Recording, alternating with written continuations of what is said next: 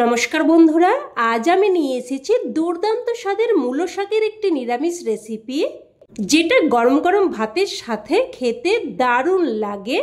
অনেকেই আছেন শাক খেতে একদমই পছন্দ করেন না, বিশেষ করে মূলো শাক দেখলে তো একদমই নাক সিটকান। তাদেরকে বলবো আমার মতো করে এইভাবে একবার বানিয়ে দেখুন। গন্ধ তো একটুও লাগবে না, উপরন্তু প্লেটের সমস্ত ভাত এটা দিয়ে চেটে পুটে খাওয়া হয়ে যাবে। চলুন তাহলে বেশি দেরি না করে রেসিপি শুরু করি। তো প্রথমেই আমি এখানে 1 আঁটি মতো মূলো শাক নিয়েছি, মোটামুটি 10 টাকার মূলো শাক আমি এখানে নিয়েছি। এবার শাকের সাথে যে মূলোগুলো আছে ওগুলো আমি আলাদা করে নিচ্ছি। তো দেখুন আলাদা করে নিয়েছি। এবার শাকটাকে খুব ভালোভাবে ধুয়ে নেব। তো দেখুন শাকগুলোকে একদম পরিষ্কার করে খুব ভালোভাবে ধুয়ে নিয়েছি। আর শাকগুলোকে কিন্তু একদম পরিষ্কার করে ভালোভাবে ধুয়ে নিতে হবে, কারণ কাটার পর আর কিন্তু শাক ধোয়া যাবে না। শাকগুলোকে এবার কেটে নিচ্ছি। তো একেবারে গোড়ার দিকের অংশটা একটু বাদ দিয়ে তারপর দেখুন একদম এইভাবে ছোট ছোট টুকরো করে শাকগুলোকে কেটে নিচ্ছে। দেখুন এইভাবে একদম ছোট ছোট করে কুচিয়ে নিতে হবে। তো সমস্ত শাকটাই আমি একই রকমভাবে কেটে নিয়েছি। এবার এগুলোকে একটা আমি থালার মধ্যে উঠিয়ে রাখছি। এবার শাকটাকে এক সাইডে রেখে দিয়ে শাকের সাথে যে মূলোগুলো ছিল ওই মূলোগুলো আমি নিয়ে নিয়েছি। তবে আপনারা চাইলে মূলোগুলো বাদ দিয়েও কিন্তু রান্নাটা করতে পারেন, আর এই মূলোগুলো অন্য যে কোনো রান্নাতে ব্যবহার করে নিতে পারেন।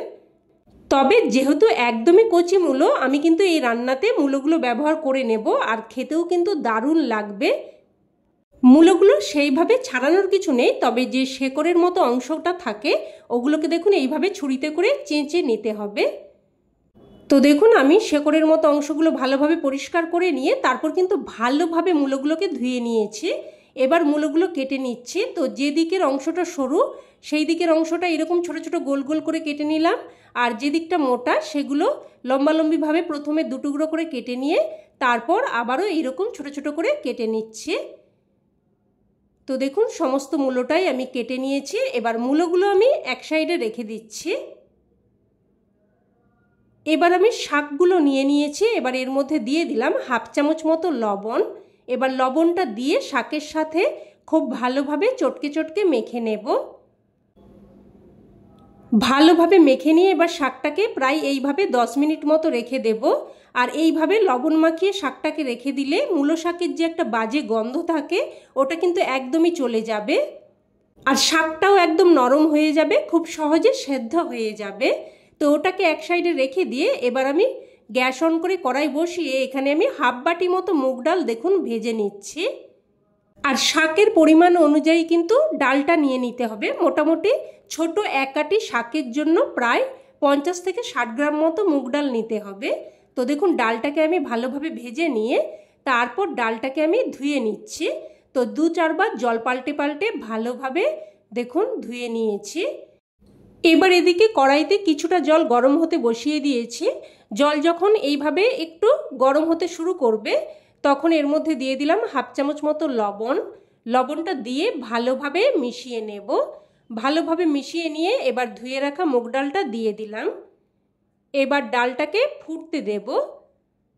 তো ডালটা যখন এইরকম ফুটতে শুরু করবে দেখুন এইরকম ফেনা বেরোতে শুরু করবে, আর এই ফেনাগুলোকে কিন্তু উপর দিয়ে এইভাবে ফেলে দিতে হবে, এগুলো কিন্তু ডালের নোংরা। তো যতটা সম্ভব এইভাবে উপর দিয়ে ফেনাগুলো তুলে ফেলে দিলাম। এবার একটা ঢাকনা দিয়ে প্রায় কিন্তু 4 থেকে 5 মিনিট মতো এটাকে সেদ্ধ হতে দেব। এবার এদিকে অন্যদিকের গ্যাস ওভেনে একটা তড়কা প্যান বসিয়ে এখানে নিয়ে নিচ্ছি 1 চামচ মতো গোটা জিরে। এবার জিরেটাকে লো টু মিডিয়াম ফ্লেমে অনবরত নাড়াচাড়া করে ভেজে নেব। মোটামুটি একটুক্ষণ নাড়াচাড়া করার পরেই দেখবেন জিরেটা চিটপিট করে ফুটতে শুরু করবে আর একটা সুন্দর ফ্লেভার বেরোতে শুরু করবে। ততক্ষণ অবধিই কিন্তু ভেজে নিতে হবে। তো জিরেটাকে ভেজে নিয়ে এবার এটাকে সাথে সাথে নামিয়ে রাখলাম। তো এটাকে এক সাইডে রেখে দিলাম। এবার এদিকে কিন্তু প্রায় 4-5 মিনিট মতো রান্না করে নিয়েছি। ডালটা আপনাদের দেখিয়ে দিচ্ছি, দেখুন ডালটা কিন্তু গোটা গোটা আছে, তবে চাপ দিলে দেখুন এইভাবে মিশে যাচ্ছে। মোটামুটি ডালটা 60% মতো সেদ্ধ হয়ে গেছে। তো এই পর্যায়ে এবার আমি এখানে যে শাকটা লবণ দিয়ে মেখে রেখেছিলাম ওটা থেকে এইভাবে চেপে চেপে জলটাকে যতটা সম্ভব পারা যায় বের করে নিয়ে দিয়ে দিচ্ছি। আর এইভাবে লবণ মাখিয়ে শাকটাকে রেখে দিলে কিন্তু মূলো শাকের গন্ধটা একদমই চলে যাবে। তবে আপনারা যারা খুবই মূলো শাক খেতে পছন্দ করেন তারা কিন্তু জল সমেতে দিয়ে দিতে পারেন। তবে শাকটাকে মেখে রাখলে কিন্তু শাকটা অনেকটাই নরম হয়ে যায়, খুব তাড়াতাড়ি সেদ্ধ হয়ে যায়। তো দেখুন সব কিছু ভালোভাবে মিশিয়ে নিয়ে এবার ঢাকনা দিয়ে আবারও 4 থেকে 5 মিনিট মতো রান্না করে নেব। তো ঢাকনা দিয়ে প্রায় 4-5 মিনিট মতো রান্না করে নিয়েছি। আর ডাল শাক সব কিছুই কিন্তু ভালো মতো সেদ্ধ হয়ে গেছে। আর ডালটাকে কিন্তু একদম গলিয়ে ফেলবেন না, এইরকম যেন 2-1টা ডাল গোটা গোটা থাকে। তো জলটা দেখুন এখানে একদমই শুকিয়ে গিয়েছিল বলে আমি কিছুটা গরম জল দিয়ে দিয়েছি। তারপর একটা হাতাতে করে এইভাবে একটু করে দেখুন ভালোভাবে মিশিয়ে নিচ্ছি যাতে করে এটা বেশ মাখো মাখো হয়। এবার আমি এখানে কয়েকটা চেরা কাঁচা লঙ্কা দিয়ে দিয়েছি। আর ঝালের পরিমাণটা কিন্তু অবশ্যই আপনারা আপনাদের স্বাদ অনুযায়ী দিয়ে দেবেন। তো লঙ্কাগুলো দিয়ে মিশিয়ে নিয়ে আমি আবারও 1 মিনিট মতো রান্না করে নিয়েছি। এবার এটাকে আমি একটা পাত্রের মধ্যে নামিয়ে রাখব। এবার কড়াইটাকে আমি একটু ধুয়ে মুছে নিয়েছি। তারপর এখানে দিয়ে দিলাম ছোট চামচের 2 চামচ মতো সর্ষের তেল। আর এই রান্নাটা করতে কিন্তু একদমই বেশি তেলের প্রয়োজন হয় না। তো এখানে আমি ফোড়নে 2টো শুকনো লঙ্কা দিয়ে দিয়েছি। লঙ্কাটা একটু ভেজে নিয়ে তারপর এখানে 1/2 চামচ মতো কালো জিরে দিয়ে দিলাম। জিরেটা একটু ফুটে আসলে এখানে এরপর কেটে ধুয়ে রাখা মূলোগুলো দিয়ে দিলাম। আর কালো জিরেটা দিয়ে কিন্তু খুব বেশিক্ষণ ভাজা চলবে না, তাহলে কালো জিরের ফ্লেভারটা নষ্ট হয়ে যাবে। তো এবার আমি এখানে অল্প একটু লবণ আর অল্প একটু হলুদ গুঁড়ো দিয়ে ভালোভাবে মিশিয়ে নিচ্ছি। মিশিয়ে নিয়ে এবার মিডিয়াম ফ্লেমে একটা ঢাকনা দিয়ে মূলোগুলোকে প্রায় 3 থেকে 4 মিনিট মতো রান্না করে নেব। এবার দেখুন আমি যে জিরেটা ভেজে উঠিয়ে রেখেছিলাম ওর সাথে অল্প একটু আদা নিয়ে নিলাম। এবার এই জিরে আর আদাটাকে একসাথে বেটে নেব। তো আমি এখানে যেহেতু একদমই অল্প মশলা শিলেতে করে বেটে নিচ্ছি, তবে আপনারা চাইলে মিক্সার গ্রাইন্ডারে করেও বেটে নিতে পারেন। তো দেখুন একদম মিহি করে মশলাটা বেটে নিয়েছি। এবার এটাকে আমি উঠিয়ে নিচ্ছি।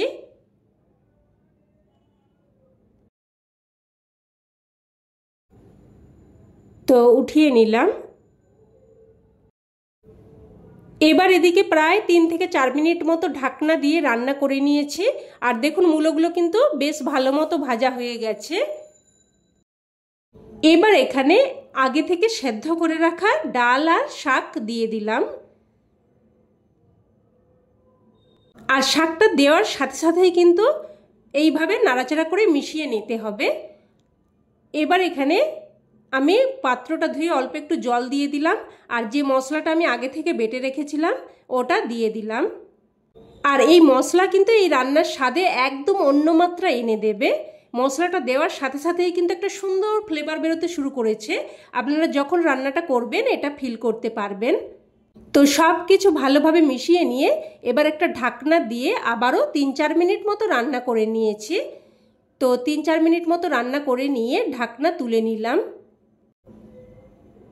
আর দেখুন মূলোও কিন্তু খুব সুন্দরভাবে সেদ্ধ হয়ে গেছে। আর ডাল আর শাক তো আগে থেকেই সেদ্ধ হয়ে আছে।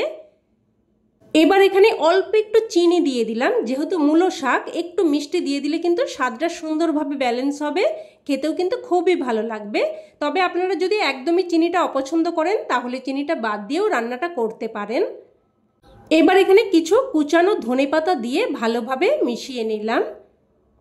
এবার এখানে সবশেষে দিয়ে দেব 1 চামচ মতো কাঁচা সর্ষের তেল। বন্ধুরা আপনারা হয়তো অনেক রকমভাবেই মূলো শাক রান্না করে খেয়েছেন। তো যদি এইভাবে কোনো দিন বানিয়ে না থাকেন অবশ্যই কিন্তু এইভাবে একবার বানানোর অনুরোধ রইল। খেতে কিন্তু অসম্ভব টেস্টি হয়। তো সর্ষের তেলটা দিয়ে মিশিয়ে নিয়ে এবার গ্যাসের ফ্লেম বন্ধ করে স্ট্যান্ডিং টাইমে রেখে দিয়েছিলাম। আর রান্না কিন্তু এখন একদম তৈরি। এবার এটা গরমাগরম ভাতের সাথে পরিবেশন করুন। খেতে কিন্তু এক কথায় জাস্ট ফাটাফাটি লাগে। অবশ্যই এইভাবে একবার বানিয়ে দেখুন, না হলে কিন্তু এর স্বাদ আপনারা উপলব্ধি করতে পারবেন না। তো রেসিপি কেমন লাগলো অবশ্যই কমেন্টে জানাবেন, আর ভালো লেগে থাকলে প্লিজ একটা লাইক দিয়ে দেবেন, আর চাইলে অন্যান্য বন্ধুবান্ধবদের সাথে শেয়ারও করতে পারেন, যাতে করে এই দারুণ সুস্বাদু স্বাস্থ্যকর রেসিপিটা সকলের কাছে পৌঁছে যায়। আর চ্যানেলের নতুন বন্ধু হয়ে থাকলে চ্যানেলটিকে অবশ্যই করে সাবস্ক্রাইব করে নেবেন। তো আজ এই অবধি, আবারও অন্য কোনো রেসিপিতে দেখা হবে। ততক্ষণে ভালো থাকবেন, সুস্থ থাকবেন। ধন্যবাদ।